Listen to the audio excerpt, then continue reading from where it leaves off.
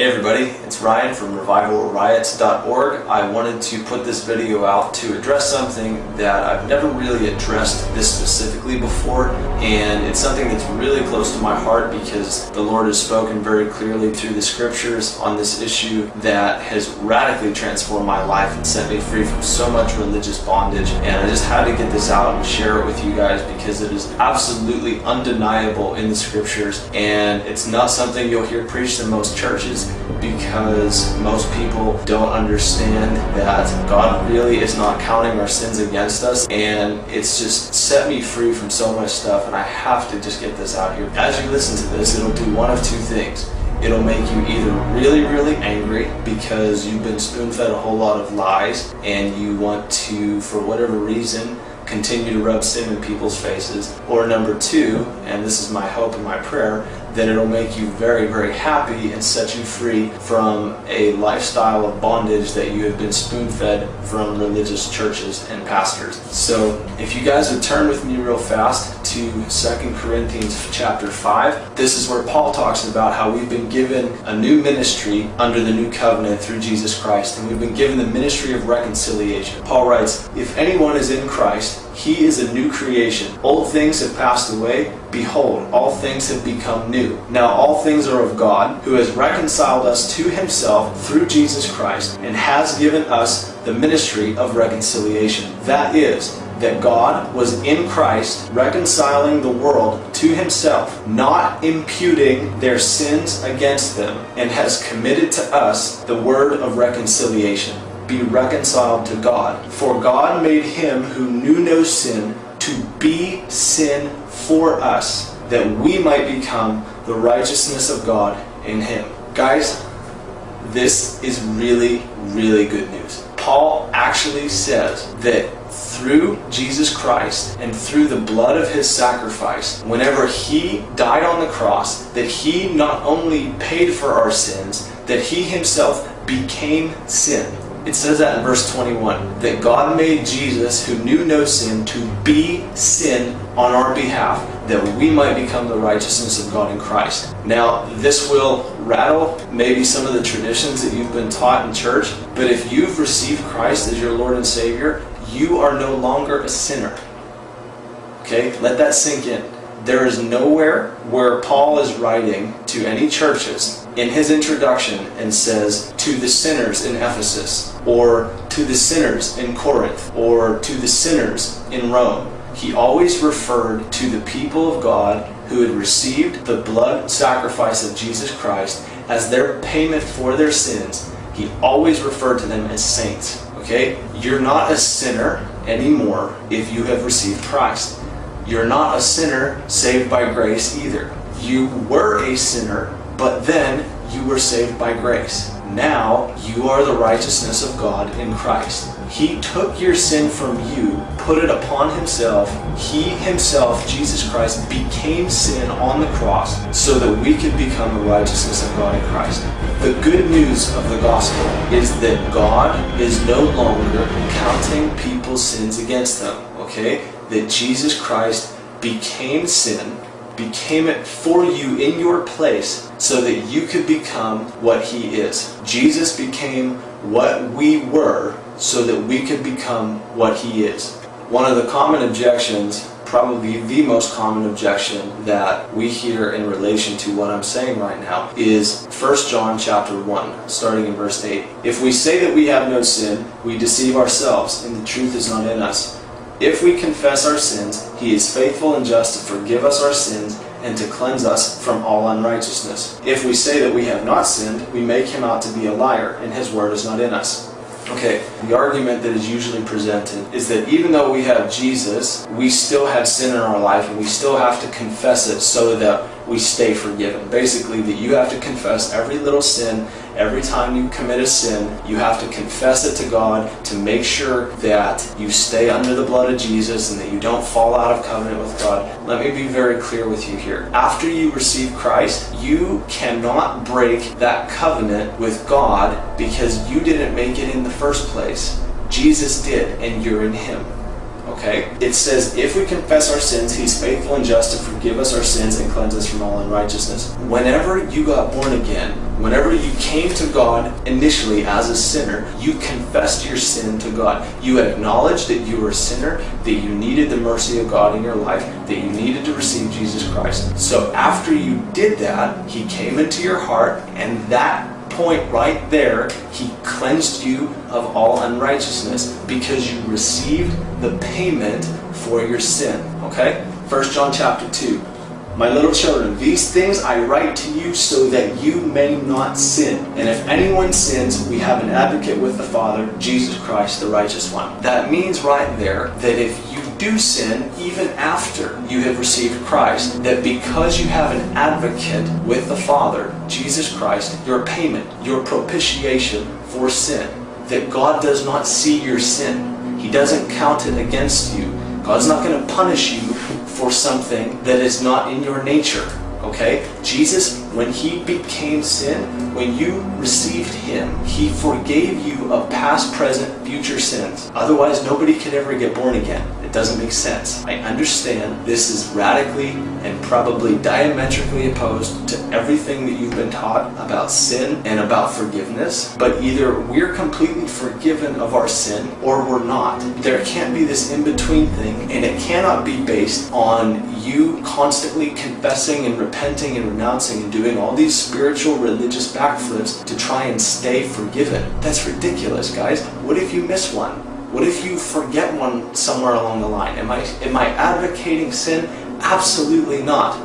That's why it says in Romans chapter 6, Paul dealt with the same stuff. He said, am I saying that we should sin so that grace that much more abounds? Of course not. We have died to sin. How can we live in it any longer? Alright, but that's why right here in 1 John 2, it says, if we sin, we have an advocate with the Father. It doesn't mean that God is up there taking tally marks every time you screw up. God is outside of time. He sees his Son when he looks at you if you have received Christ. That's good news. It's not based on your performance. It's not based on whether or not you can live a perfect life. Guys, that's called trying to live under the law. You can't live a perfect life by trying to observe religious rules. That's what the law was. It's a ministry of death. It's a ministry of condemnation.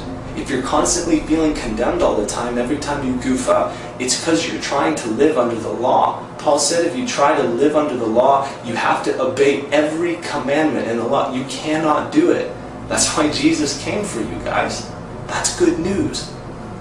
1 John chapter 2, verse 2. Jesus himself is the propitiation, the payment for our sins, and not for ours only, but also for the whole world.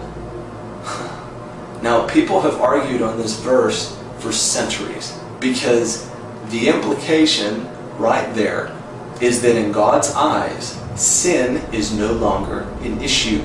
God is not angry at sin. God is not judging sin anymore, according to that right there. And according to 2 Corinthians 5:19 and 5:21. If Jesus really became sin, that word propitiation, it literally means to satisfy the wrath of an angry God. Jesus satisfied the wrath of God towards sin. Okay? Either Jesus' sacrifice was enough or it wasn't. There cannot be any in between. Guys, I implore you, this is so powerful if you let it impact your life the way that God has intended it to. This is the only message that will actually set you free from sin. That's why in 1 John 2 verse 1 he says, I write this to you so that you will not sin. Guys, we've all been there where we try to repent and confess to God and do all these spiritual backflips to try and get our conscience to feel like we're forgiven, and it never actually empowers you out of sin. It doesn't work, guys. That's called works. It's called religious man-made traditions. You're trying to do something in your own strength that only Jesus was able to do. This is the only message that will actually empower you to stop habitually sinning. Alright? That's why the devil rails against this so hard. If you have some voice in your head right now going, this guy's a heretic, this guy's a liar, blah, blah, blah, blah, blah. In Jesus' name, I command that lying devil that's talking to you right now to shut up and leave them alone. Go in Jesus' name. Now, and I speak eyes to see and ears to hear that the truth of the Word and the grace of God will impact you and set you free. That is the purpose for which Jesus came for you. For this reason, the Son of God was made manifest, that He would destroy the works of the devil. Sin is a work of the devil. He's trying to keep you in condemnation and constantly in this perpetual state of confess, renounce, repent, confess, renounce, repent, and you never actually stop sinning. The only way to stop the sin in your life is to acknowledge that you are the righteousness of God in Christ. Paul says, reckon yourself dead to sin, but alive to God through Christ Jesus, our Lord. That is how you overcome sin. Jesus did it for you. You cannot do it in your own strength. If you're trying to do it in your own strength, you'll keep trying and you'll keep failing. That's why you deal with condemnation. Guys, I'm releasing this to set you free. I know there's a lot of people who are probably going to get really mad at me for putting this out, but I'm telling you guys, it's the only thing that will set you free. It is for freedom that Christ set us free, not to put us back under a yoke of slavery that we cannot break. Jesus is the only one that can break that, and He's already broken it. Now, I'm not saying that everyone on the planet is saved or going to heaven, whatever. No. You have to receive by faith what Jesus has paid for. But I assure you that in God's eyes, sin has been paid for. You just have to appropriate the payment for sin in your life to actually receive it. Galatians 5:24, Colossians 2:11, Romans 6:2, Romans 6 through 7, Romans 6:11. All of these verses, and there's several more throughout the New Testament, they all say that once you've received Christ, your sin nature is dead. That does not mean that you have lost your ability to sin. It means that you are no longer considered a sinner. Guys, this is good news. Alright, I implore you, look into this stuff. It'll set you free. God is not the one who's rubbing sin in your face. God is not the one who's constantly bringing sin up in your mind and trying to remind you, oh, you need to get that out of your life before I can bless you. No, no, no, no. Jesus said that God blesses the just and the unjust. Your blessing is no longer dependent on your works. Blessing is based on the fact that God is good all the time and that He loves people. It is the goodness of God that brings man to repentance. It is not the repentance of man that draws the goodness of God. We've got all kinds of meetings and all kinds of conferences and all kinds of stadium events all over the world with a whole bunch of people, well-intentioned and well-meaning, who are repenting and confessing all this sin because they think that God is angry and He's going to send judgment. No. God is not imputing sin anymore. Jesus took that on Him. Jesus stood in the gap. Guys, that's good news. Glory to God in the highest. Peace on earth. Goodwill towards man. That was the announcement that came whenever Christ came. That means that God is not angry at sinners anymore. Okay? That is the almost too good to be true good news. Am I saying that there's no more judgment? No. There is a day of judgment when all those who have rejected God's free gift through the blood of His Son will receive the wrath of God, because the wrath of God remains on them because they have not received and believed in God's sacrifice, His Son. But what I am saying is that a lot of the stuff that people say right now is the judgment of God is not the judgment of God. Jesus never blessed a storm. I hope that you guys will actually take the time to look at the scripture references that I've posted on the wall here, that you would really look into this stuff, because I'm telling you guys, once it clicks for you up here in your mind, once you see that Jesus really did become the sacrifice for our sin and that we really are forgiven, and that whenever we received Christ, we were grafted into Him, that when God sees you as a Christian. He doesn't see your sin. He doesn't see your old sin nature. It says in Hebrews that God is no longer remembering our sins. Alright, that's with the instituting of the new covenant.